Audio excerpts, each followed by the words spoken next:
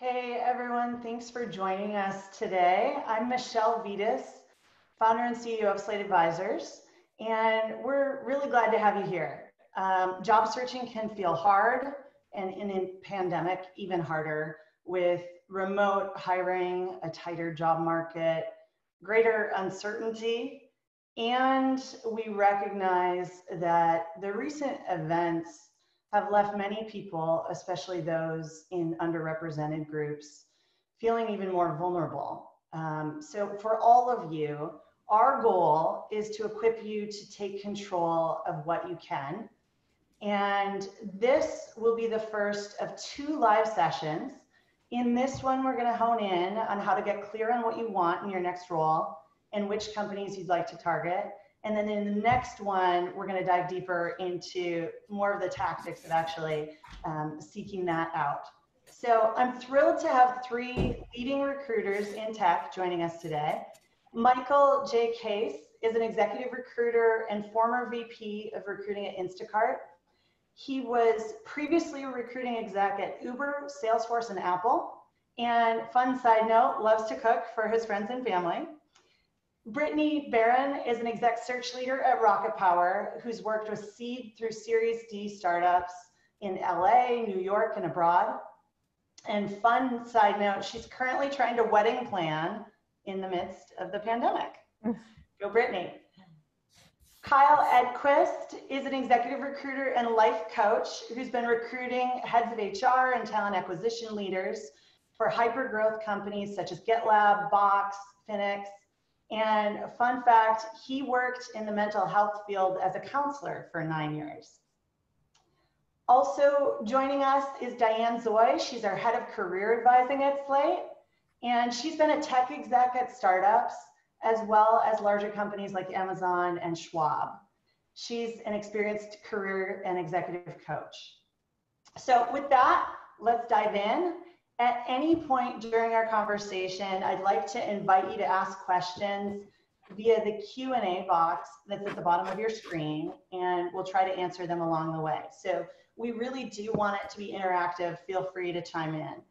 So as we get started, Michael, can you kick us off with a quick preview? Absolutely, and welcome everybody. Looks like we've got a pretty good slate of, no pun intended, slate of participants on the call. So we're glad to be joining you on this Tuesday morning. Going to cover three things because it's always easy in groups of three, right? So three things I want you to think about. We're going to go through this and we're going to cover is starting with thinking about your own job drivers. What matters to you? What's important to you? And these are going to be different for every one of you, depending on where you are in your career, what kind of industry you're in, what kind of level you're at. Really, it's really going to be individual. But thinking about that will apply to all of your situations. The next one we want to think about is finding just the right amount of stretch in the roles that you're applying for. So be realistic about what you can achieve, but also not assuming that you have to meet every single qualification that's listed, that you can go for and take some chances and take some risk. And then finally, we're going to give you some ideas for looking beyond the obvious when targeting companies. When we work with candidates, people tend to come to us and have their top 3 or top 5 companies they want to work for. We're going to help you get way beyond that list and expand it a lot further. So great. Just getting right on a stretch and then looking beyond the obvious. And then just before we jump in, really, I want to say that this next hour is for all of you on this call. The world's in a weird place, but you're also in an unexpected place. So this is your chance to be selfish. This is about you and how you can find your next dream job. And so don't hesitate to lean in and ask anything you need from us. But we're excited to help you out and move into that next step. Thanks, Michael. So as recruiters, you work with hiring managers to get clear on what they want and then create a candidate profile. And as job seekers, they need to do something similar. They need to get clear on what they want and build their job profile. Can you share a bit more with us on this? Yeah, let me give it a start, and then I'll pass it on to the team. Sure. I think one thing to be mindful of, I often talk to folks who are open for anything. They're they're they're very much want to try what's out there in the world and they're willing to do anything. Particularly as a recruiter, whether it's an agency recruiter or an in-house recruiter, that's not super helpful for us to figure out where to put you. So while it's good to be open to ideas, being open to anything or to being vague in what you're looking for is not a great way to start. So think about clarifying exactly what you want to do. The more targeted you can get, the easier it is for recruiters to help you, and for anyone in your network to help you as well. It's I've just found, even personally, when people come to me and say, I'm not sure what I want to do. It's hard when I go out and talk to companies or talk to other people in the world, to think about that person for that specific opportunity. If someone tells me I want to be a manager in a call center, I know exactly what they're looking for. And when I talk to clients or I talk to friends or I talk to people out there or I see something on the news, I'm going to think of them. So I think getting some clarity around what you want to do is super important. Um, and you can have a few different things, that's fine, but just be clear about what you want to do. That's one thing I would really start. And then we mentioned the drivers, or thinking about your job drivers. So um, what does that even mean, right? So these are the things that are important to you in your job, and they are different for every person, and that's okay. You shouldn't be basing your job drivers on what someone else is looking for or what someone else has achieved or what someone else is doing. Think really about what matters to you. And this is a great time to sort of, in the world, to reset and refocus on what you really want to be doing, what's important to you, and how you want to live. So start by that. Start by thinking about how you want to be living. Um, I meet some folks who say they really want to work in startups, for example, um, but they also want to be a loving dad or mom to their family. Um, those are two really hard things to reconcile. Startups are 24/7, take a lot out of you, are super busy, right? So just being a little bit realistic about what matters to you and how you want to live your life. Is money important? Is time important? Is stress important? Is recognition important? Think about how you want to be living. Next up, I'd think about your industry. Again, the more clarity around that, the better. Right now is a good time to be rethinking some industries that have been hit hard, by the pandemic, and are these industries going to recover? Thinking carefully about if they're a good place to be investing right now. Maybe they are. Maybe it's good to be contrarian. I don't know the answer to that, but thinking carefully about where you want to invest your time, and what you want to be doing, and what industry is going to be important. Mhm. Next up is the role. What is the actual job you want to do? And I would say some people like to focus on an industry and aren't as worried about the exact role they do. That's okay. You can sort of start there and break it down further. Other people are much more worried just about their role. They're an accountant or they want to be a CFO. They don't really care if it's in startup or tech or medical or hospitality. They just really want to do that functional role. And both are possible. Obviously, some folks get very narrow in one function within one industry, and that can be okay too. But again, defining that for yourself and defining it in writing, I think, is going to be a pretty important thing to think about.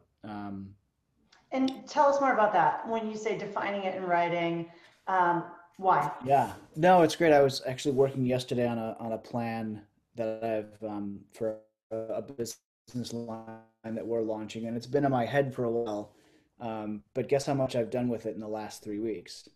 Nothing, because it's in my head. It's a plan. It's sort of coming together. I think about it in the shower, on my runs, and then I don't do anything about it because without putting it in writing, it's not real. Yeah. Yesterday, I wrote it all down, put some metrics behind it, put some, like, sort of just, I used a whiteboard first, and then actually put it into paper, I guess, or docs, whatever we call writing with paper now. And now it's real. Now there's actions. Now we're taking actual actions on it. So I think there's a magic of taking your concepts and putting them in writing. One, it just makes it real. Two, it makes it clear. It brings a clarity to it, and you're seeing it for yourself. And you might see something that doesn't makes sense to you, or you might see something that is clarified in a different way or moves you in a different direction. So I think that idea of writing something down to make it real is really and that can include journaling too, by the way, which is something I've started recently and has been super useful for me. Michael, I want to jump in on that a little bit. The writing is so important because yes, it depends on industries and the roles, but every role in some way will involve writing. Whether it be having your resume crafted to that individual role, a resume is you having these things in there. And so practicing in, like Michael saying, a whiteboard format is so important. Most roles also, I would say, have some piece of a project or a write-up or a case study or something in that area that starting the writing practice early on will just help later down the line make it so much easier to put your words to paper.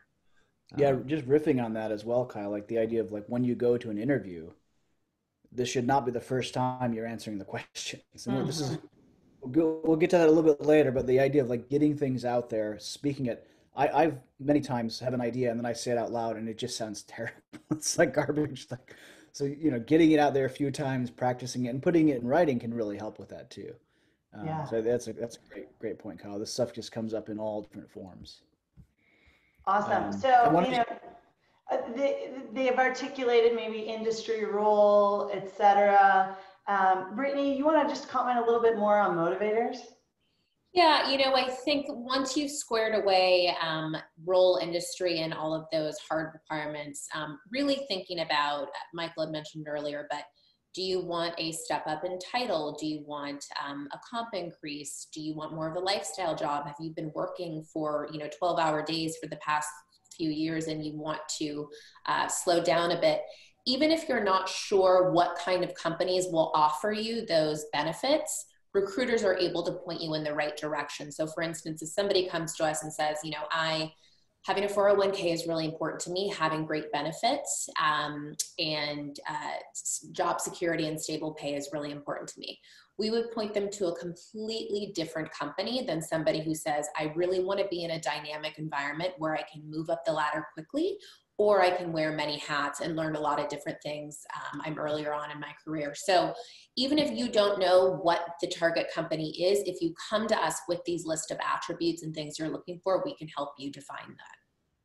Brittany, that 401k example is so real. I just had that last week actually, where someone came to me. They're in a very large company, very stable, no risk, just a no risk type job. Well, as low as risk can be at least. And he had an offer from a startup, and his major concern is like they're not offering a 401k match. And I had to tell him, like, look, if you want to work in a startup, you're not going to get a 401k match. You're taking the risk that your equity, the stock that you get is going to be worth way more than the 401k, but it also might not, and that's part of the risk. So that's a great example. The other things I sort of related to that is just the sort of maturity of the organization. Are they a startup? Are they an old school company? Are they a company that's growing? Are they a company that's stable? What kind of place do you want to work in, and what do you want your daily life to be like? How many surprises do you want? Do you feel comfortable with inside? And then super. No, go ahead. Sorry, go ahead, Michelle. Well, I love that. Like, what kind of place do you want to work at? So culture is like a broad, perhaps overused word at this point, but what are some of the attributes of the type of place you want to work at that you would really encourage people to think about? Well, let me just jump in there, Michael, before you answer, or whoever answers, and I think especially in the Bay Area, and I don't know how many people we have listening to this call who are in the Bay Area, there has been this real kind of meme of, well, I want to go work at a startup. And there is, because there's a certain sexiness to it. That's what people do. That's what we read about. Look how, rich people have gotten working at a startup. But you have to peel back the layers of the onion and think about, again, it goes back to what Michael said previously. Well, what do you want your life to be like? Mm-hmm. So this, when you really get down to it, like, what is life like at a startup? And it could be 12 to 15-hour days. It could be missing every single one of your kids' soccer games. And, it could be 3 a.m. calls because the engineers you're working with are in Estonia. So there is a lot to really consider that I think getting beyond, and I've had this conversation with many clients, getting beyond the sexiness, like, well, why a startup? You know, and then it comes right down to it. Oh, actually, really what they care about is seeing their kids' soccer games and having that 401k match. So anyway, I just wanted to hop in with that. Mm-hmm. Diane, that's a fabulous point. I had a very famous venture capitalist billionaire who I shall remain unnamed tell me when I interviewed with him, it's like, well, you know, Michael, you know, you miss the baseball games, but you miss the little league games, but there's other ways you make it up for your kids. Hmm. Just Yeah. so, just putting that out there. Yeah. Yeah, it's a decision. One thing we didn't cover, you mentioned the Bay Area. I think location is a great thing to think about, especially right now. We've actually helped some people move jobs and move cities despite everything that's going on right now, which is sort of fantastic and fabulous. I think that location issue is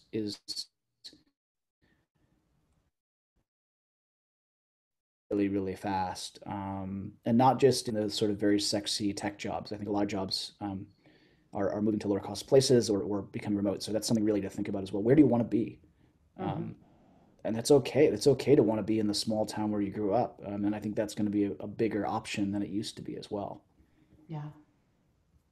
Great. So just coming back to the type of organization culture piece, anything that any of you want to add on that front of things that people should be considering? Like, what attributes should they be thinking about? I think one thing to think about really is who do you want to be working for? So some people, they really want to, you know, I'm working with a client right now, and what he cares the most about, cares less about product, you know, less about industry. He wants to work for somebody who has a little bit of gray hair, who's been around the block, who is going to teach him a lot about product and how to develop products. That's what he cares about. And it's just having that clarity of thought is so fantastic. So I think that can be a really huge component of culture. So, and that does sometimes gets back to the startup, larger company question is, you know, do you want to go into an organization where the culture is, we're going to break a lot of things, we're going to make it up as we go along, we're going to figure it out, we're going to, you know, build our parachute after we jump off the cliff, and there's a certain excitement to that? Or do you want to go to a place where it's all about best practices? There's people who've come from the industry giants and have cumulative, you know, 150 years experience. They're going to say, this is how it's done. That is a huge component of culture. And I think that that's something to think deeply about. Mm-hmm. Absolutely. Yeah, culture, values, however we want to define it, what the company, what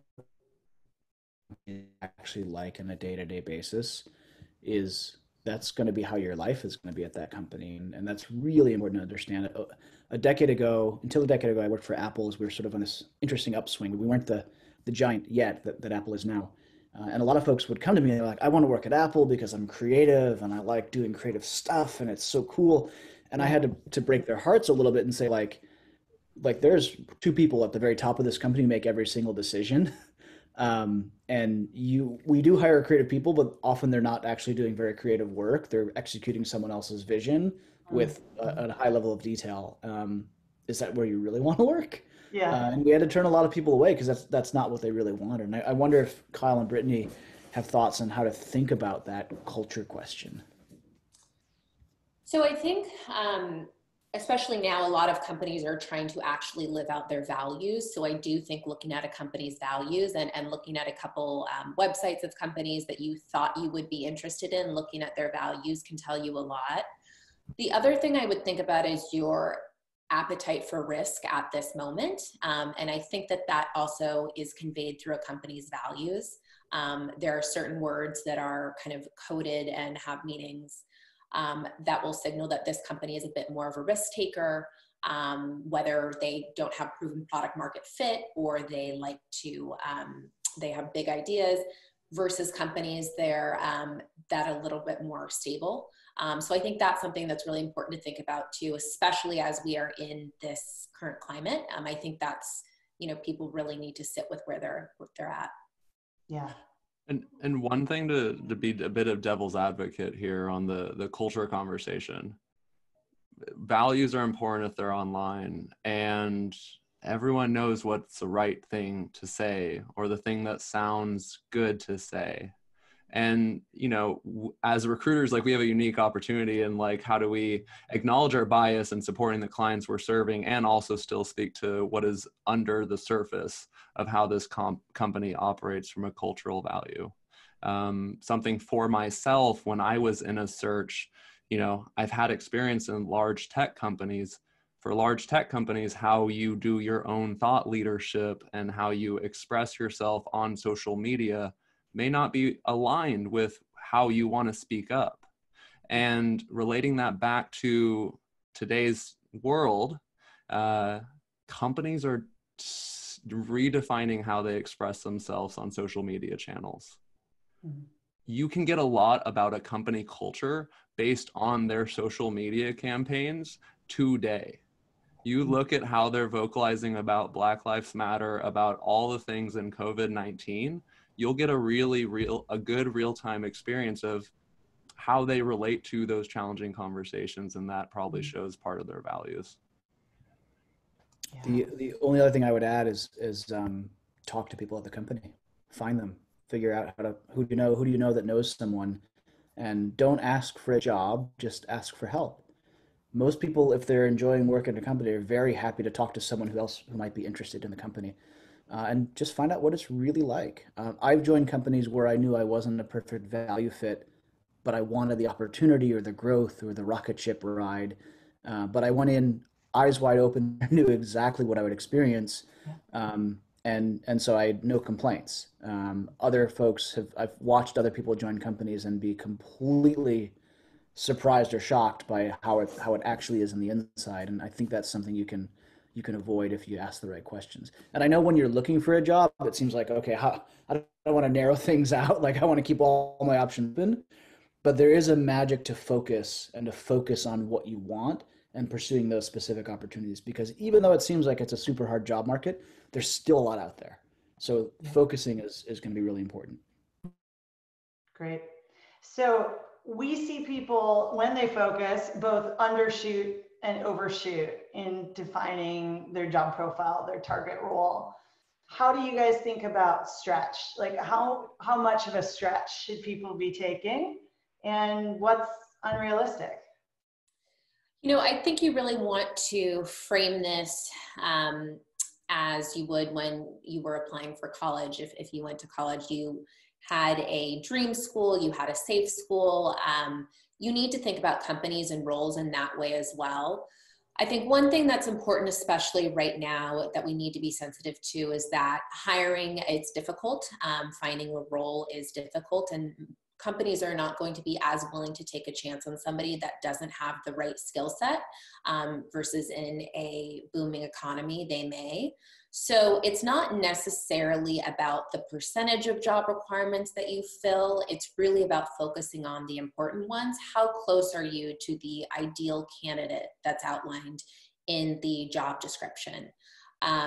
So for instance, you could certainly target changing industries right now. It may be difficult to do in this climate. Somebody who is working at a very product-driven company that is moving to a company that's less product-driven, that may be difficult. Completely different roles, that may be difficult. For instance, I'm thinking of salespeople. If you are a head of sales or even a more junior seller, and you generally have sold a software as a service product to B2B companies, to other companies, moving to a company that, or applying for a job where you would be selling directly to the public, a more consumer-focused product, that may be difficult if one of the requirements is you need to have experience in B2C sales.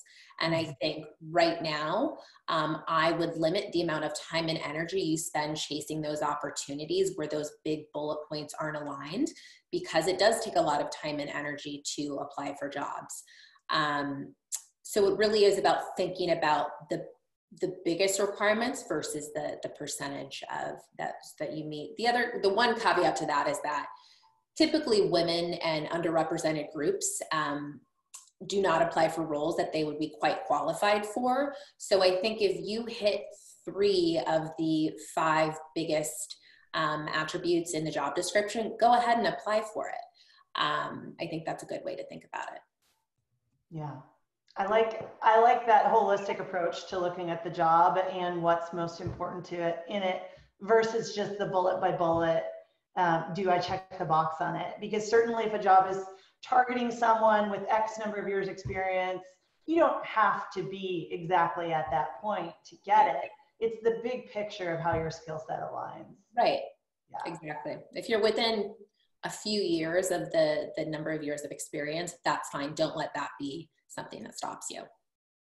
Yeah, quick note, having worked in HR departments for 2 decades, a lot of the times the HR departments don't know much about the job and they might be writing the job description and kind of filling some of that in. So take some chances there, as Brittany said. Nice. And on that note, like for our searches on the retained side with leadership, like I can't remember a time that like that was a non-negotiable when someone was a few years off of the experience of what was on the job description. But at the same point, you need to be able to come back with the other experiences that you can highlight. Undershooting is important. Overshooting is also important. I think just wrapping those 2 pieces together, be impeccable with your word. If I'm going to go with the 4 agreements, the first agreement, like integrity is going to be so important in a job search. Mm-hmm. Don't oversell yourself because a few things can happen. You can become flagged in that applicant tracking system for applying to a job that's not relevant to your background, and everyone within that company will see it, especially if it's a larger company that stays in their system. And I am almost certain as a recruiter, someone else will be looking at your profile and the interactions that have happened with your profile before. So be aware. And can you just speak a little more specifically to that? So if it's a role that someone's applied for online, for instance, that's just completely misaligned with their background, is that when the flagging happens? Totally. There's so many different reasons that flagging can happen. When I was a TVC at Google, there were so many profiles of people who had applied to jobs. I was doing tech recruiting at the time, where they had flags on their profile. And as a recruiter, as soon as I see a flag, I immediately skip it because there's way too many weeds to get into. That would mean that I'd have to follow up with someone within the organization. So any notes of like misalignment on the role that may seem far off and unexplainable are just not worth it. Mm-hmm. Kyle, can I ask you a quick question on that point before you move on? Because I get this question from people a lot. So a company like a Google, is there a right answer to how many jobs, does it look bad if I apply to 3 jobs at the same time at Google? Will I look unfocused? Will it look like, or, so I would love to hear it from that perspective. Yeah, for sure. We definitely had that too. So it depends. If you're being strategic with 3 applications, saying like it's on one team with the cloud team, it's on one team with the data center team, like, but it's a very similar role, no, that won't be flagged. That'll actually make sense. And what you then can create is a network effect where maybe the cloud hiring manager doesn't need that role in that time, but they can also ping the other hiring manager for the data center team. So that's a great point, Diane. I think what gets flagged is when you're applying to an office manager role and then an engineering manager role and then a UX designer role. And you're just not going to ever probably get an opportunity at that organization. The other thing, hiring managers will read between your experiences. Like they are looking for a very particular slate. As this will be the running joke. This is why a lot of roles have some sort of technical interview, whether that be the case study or a presentation or something where they actually see how you work. So just be honest with your experiences. And this is one of the things that if you're working with an external or internal recruiter, leverage them, ask them for their feedback, and be sure to come from like a very genuine, transparent way. it'll serve you so much in the long run. Awesome. I think it's also good in this whole process if to have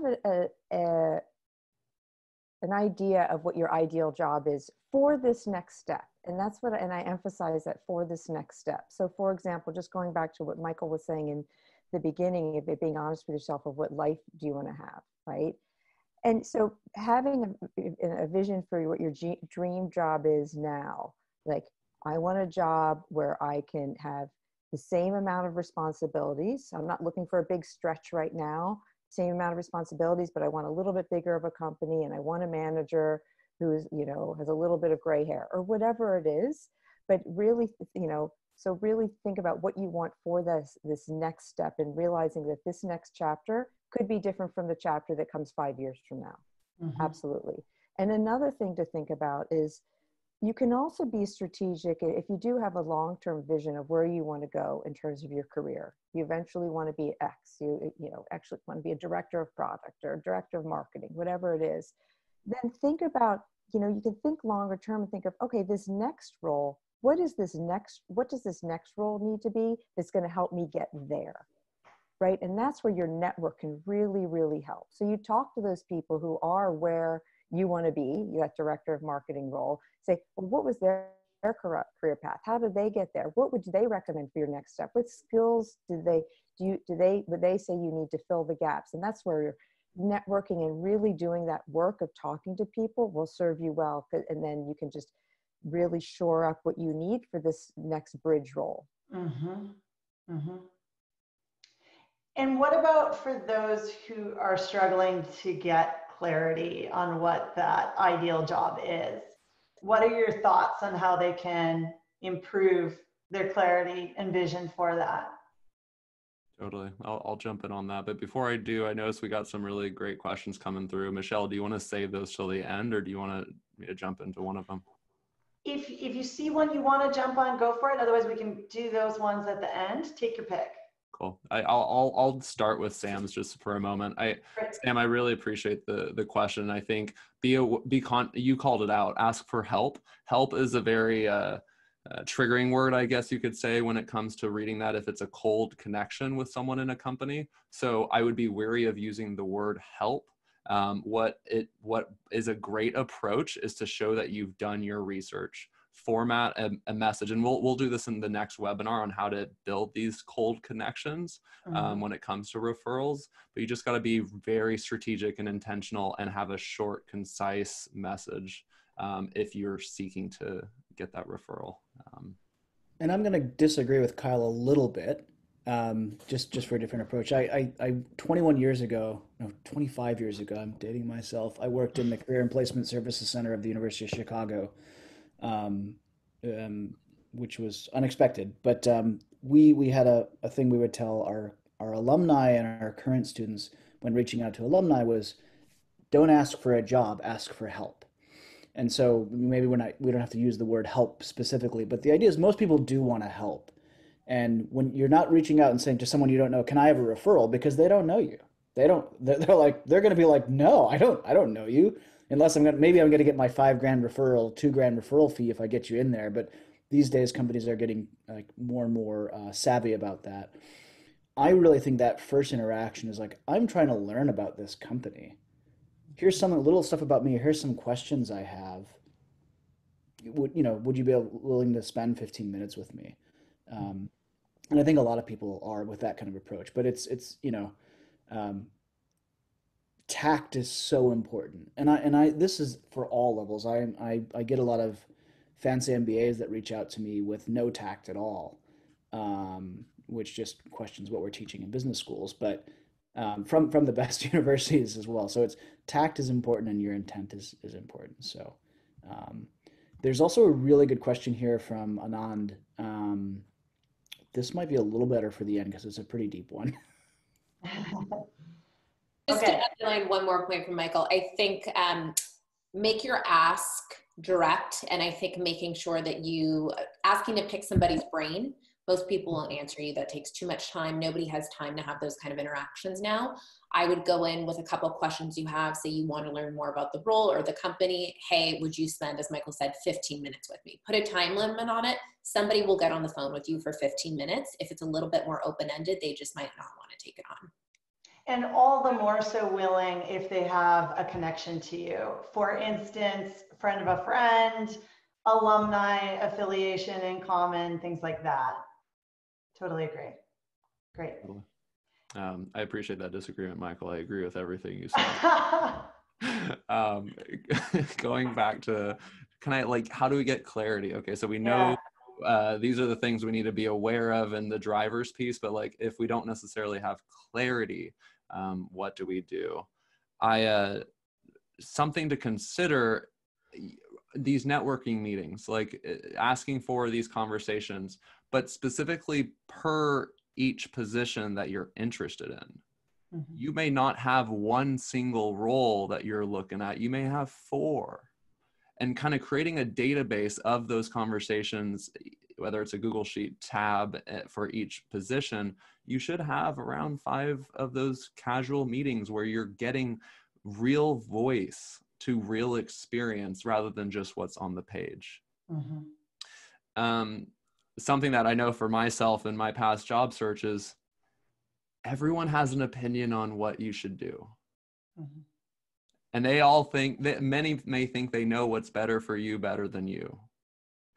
And especially when you're networking, bless you, Brittany, networking with people that may be more senior, more experienced than you, it's very easy to take on their advice as your own, and it may actually not lead to alignment or clarity for yourself.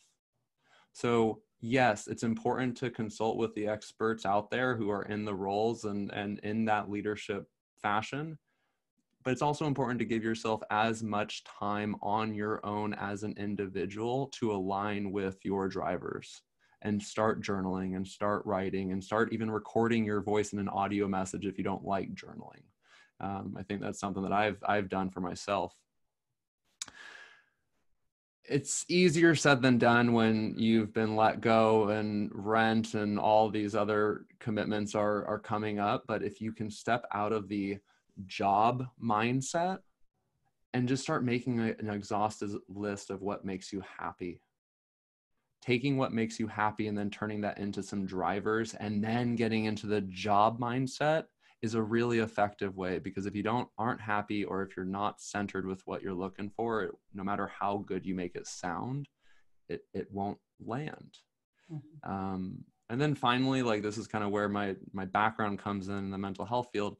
You need to have your personal energy, your personal mental health, your just baseline of how you communicate and show up at a high level. And job searches are full-time jobs, and job searches can be incredibly de-energizing because the amount of control we actually have on that is very limited.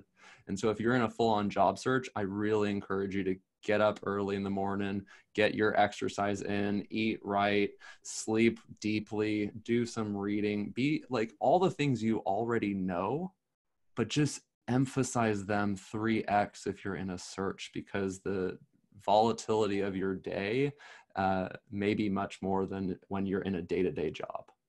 Mm-hmm. That's awesome, to take care of yourself. So the other thing that I would add to that, so when I talk to clients and they need that clarity and they're just so stuck. So that's often when people call me as a career coach. They're completely stuck. And I think one of the reasons people get stuck is they feel like they need to figure out the whole answer for their career. They need to, the whole kit and caboodle needs to be figured out in this moment. And that's really hard. That feels especially hard and stressful when you're in the middle of the pandemic and the economy as it is right now. So one thing to do to keep moving forward, to keep figuring out what you're going to do, is just change the question you're trying to answer. You're not trying to figure out the answer to what is my career, what is the meaning of life, what am I going to be doing when I'm 65 years old. You're trying to figure out, what are you going to do next? Mm-hmm. And so it's going back to those drivers. And a lot of time, if you don't know what you want to be doing, and many people don't, but then go back to some other questions of, well, what do I want to learn? What do I want to be exposed to? What type of people do I want to work with? How far away from my home do I want to work? What kind of lifestyle do I want? And that'll start to funnel it down. Like more traditionally, like in an ideal world, you say, oh, I want to be a product manager at Google. Okay, great. But not everybody has that laser focus that is, you know, that's kind of that textbook focus. So we have to approach this from different angles. And so, and I think if you can change the question you're trying to answer and say, okay, what do I want to learn next? What am I curious about? And then start talking to people and start talking to people in your network, but also expand who you're talking to. Don't talk to the same 7 people you always talk to. You've had this conversation. They've heard you ruminate about this.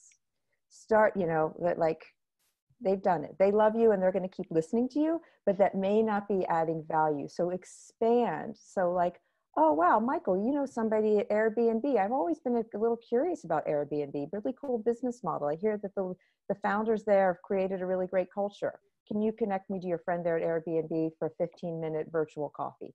Those types of things, and they can be a little bit scary at first if you haven't done a lot of those types of kind of cold meetings, but believe me, they get really easy, really fast, because people generally are happy to take that 15-minute phone call when you are specific the way Brittany expressed that. And you will learn. You will learn from every single phone call, every single interaction. You may learn, wow, Airbnb isn't it all what I thought it was. I'm not interested in all. Great, that's learning. You can pivot to the next thing. But I think in order to get that clarity, to get unstuck in that mud, you need to take steps forward and keep moving forward, even when they're baby steps. Mm-hmm. Diane, that's such a great point about like testing those things out and talking to people. It's related to the same idea. Like I always say, you have to get all your no's before you're going to get your yes answer on your job, right? You're gonna get told no a lot. That's okay. That's like you should like have a little piggy bank of no's, because you keep piling up those no's and they're eventually going to get a yes. Like that's the way it works. It's effectively a sales role. But I've also had that experience where I thought I wanted to do this, like maybe be like investment management, and I saw what like investment managers actually do, and it's super quiet all day long. And I was like, there's no way they're going to accept me on that floor. It's just not going to be for me. So I think that's a really important piece. And I think the thing about asking, it really doesn't matter what company, what industry, what kind of job, what level. Like if you're early in your career and you think you might want to work at Enterprise Rent-A-Car, go talk to the folks there and see what it's actually like. If you're working a call center and you've heard, well, SoFi is hiring, but I read this bad news about them a few years ago. What's it actually like to work in the call center there? Go figure it out. There doesn't working at a fast food restaurant, whatever. You can always find out and get information about what it's actually like, and that's super valuable than to do beforehand than to try to do after. Mm-hmm. Yeah, and what I say is stop Googling and start. Diane, you're on mute. There we go. Yeah, sorry. So stop Googling, right? Get out of your own head, stop Googling, and start talking to people who are actually doing the stuff that you're curious about. Great. I saw we had a question come in. Brittany, were you taking that one? Yeah, I wanted to make sure we save some time for questions because we have some good ones. So if a company may not be willing to take a chance on candidates who apply for stretch jobs in the pandemic, but you're interested in joining the company, the environment, maybe it's larger, more secure company, is it worth applying for an understretched job, or should that be avoided under more of a fit?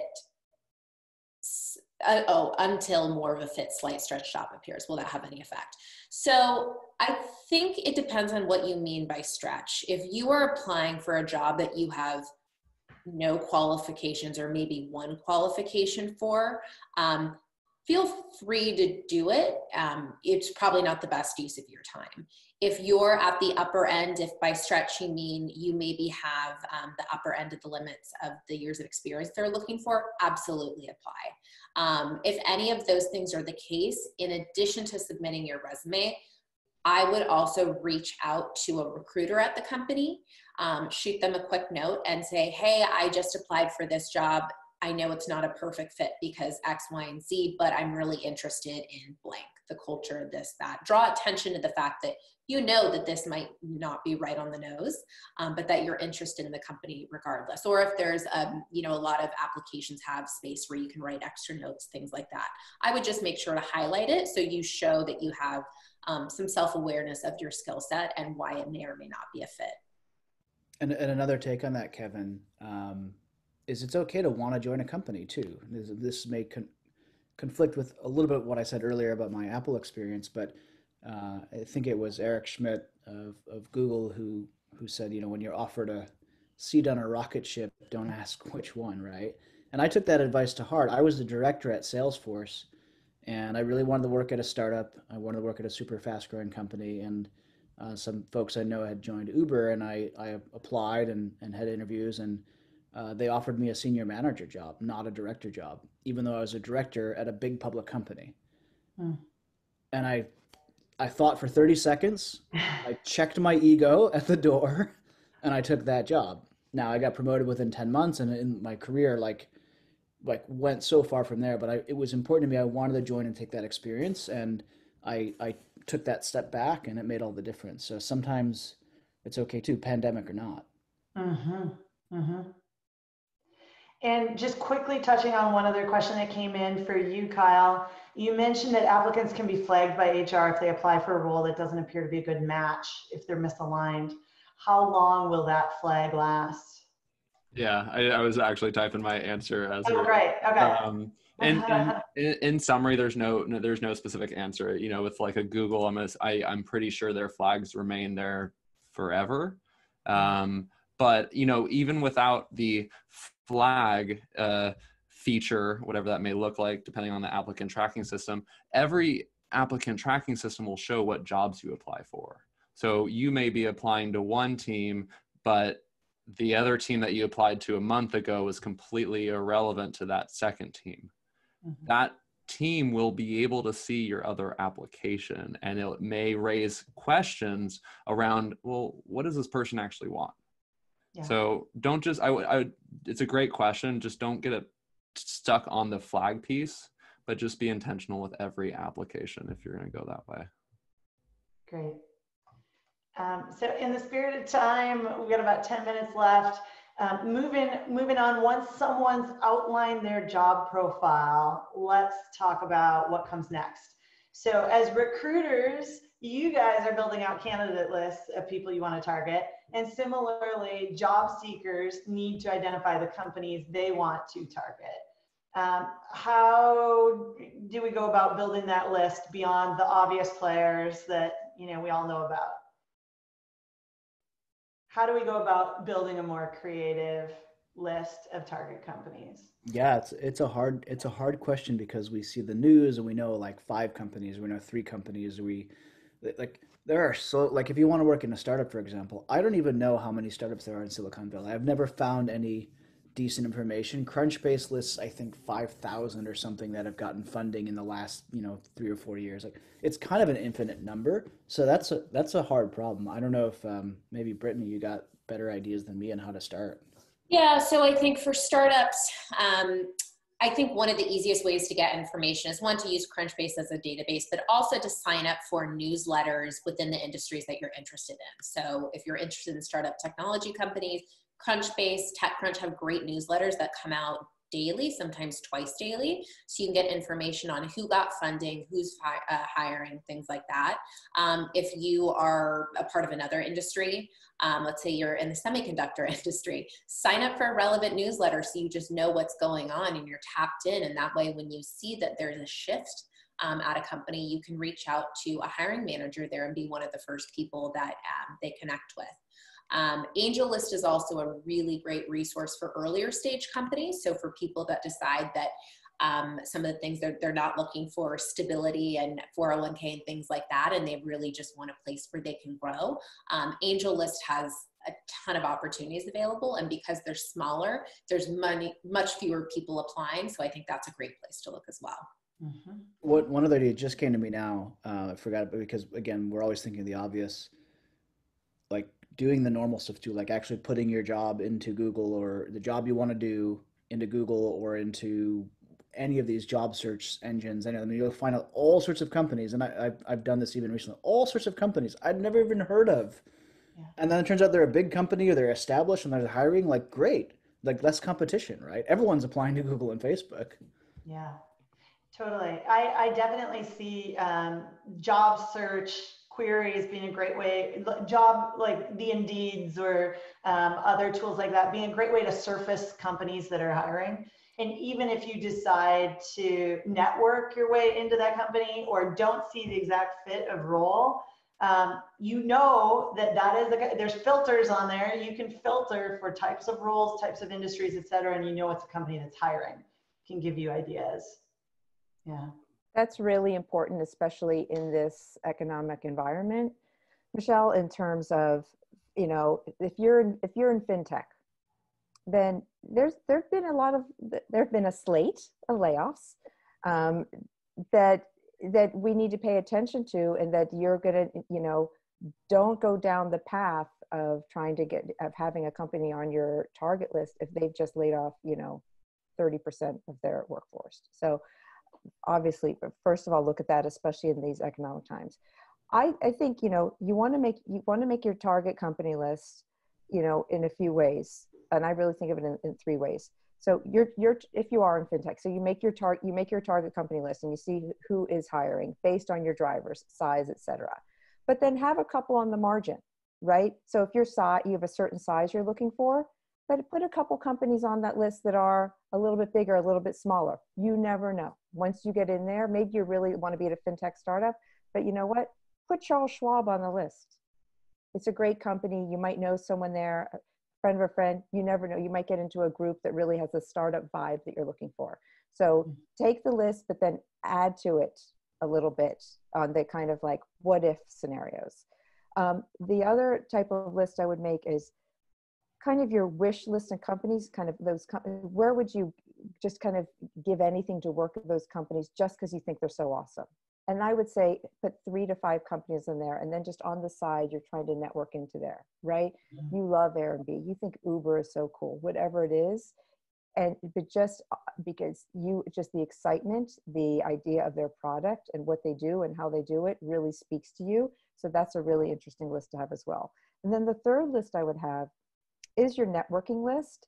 And I think of networking really as concentric circles. So, you know, the inside of these concentric circles are like, who do we talk to every day? Who's our friends and family? Who can finish our sentences?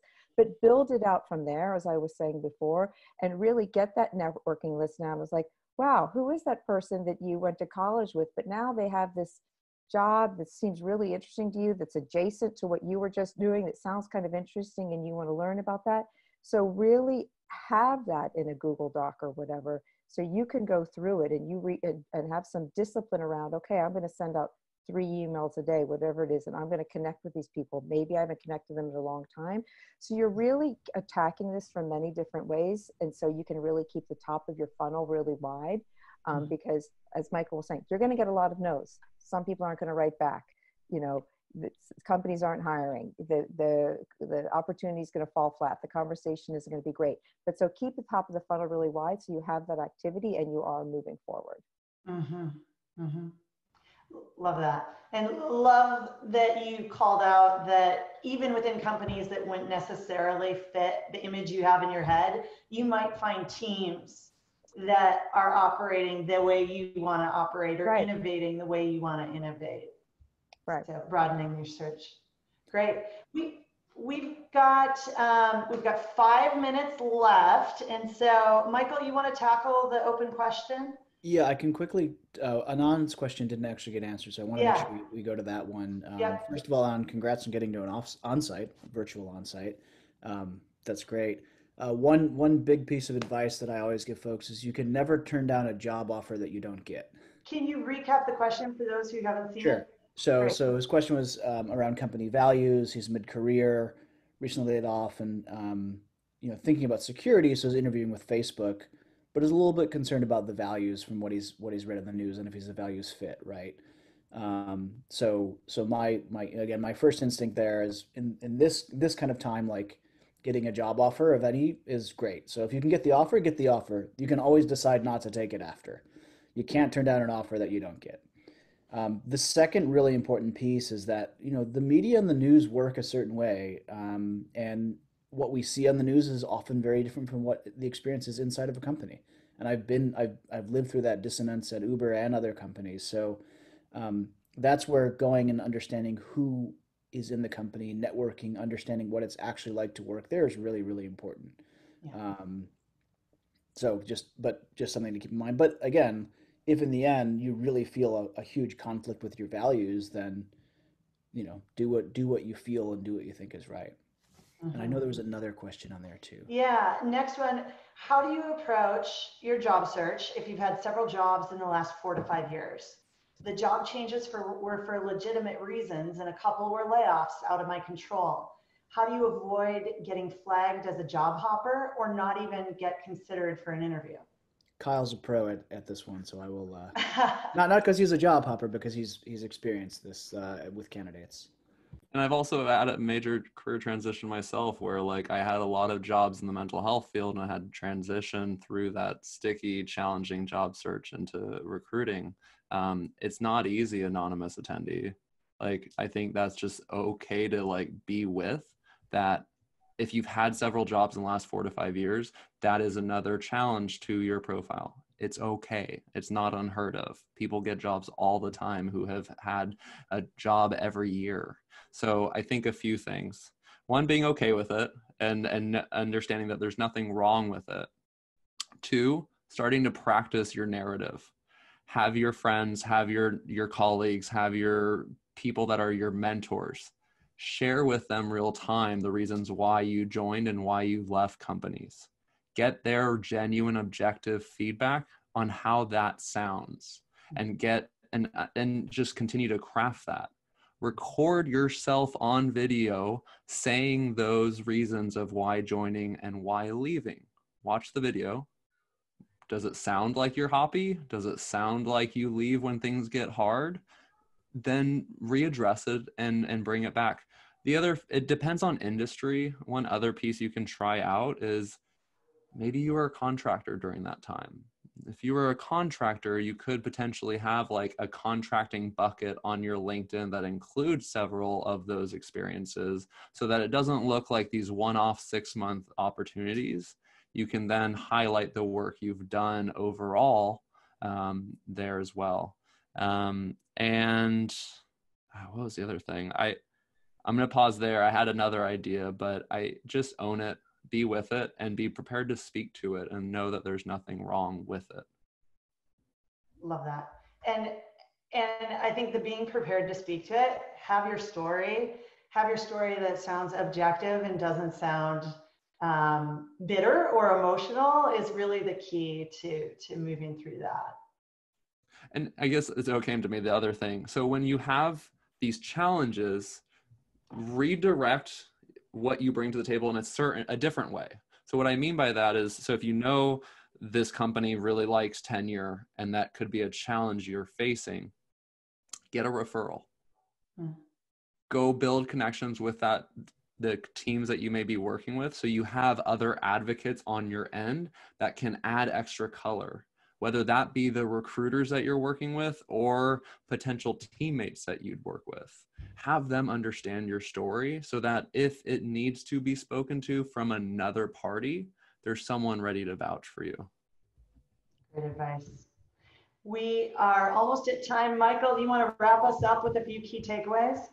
Yeah, hopefully this has been valuable for everyone. It's been great for us to share and exciting to have these questions too. So thank you for asking.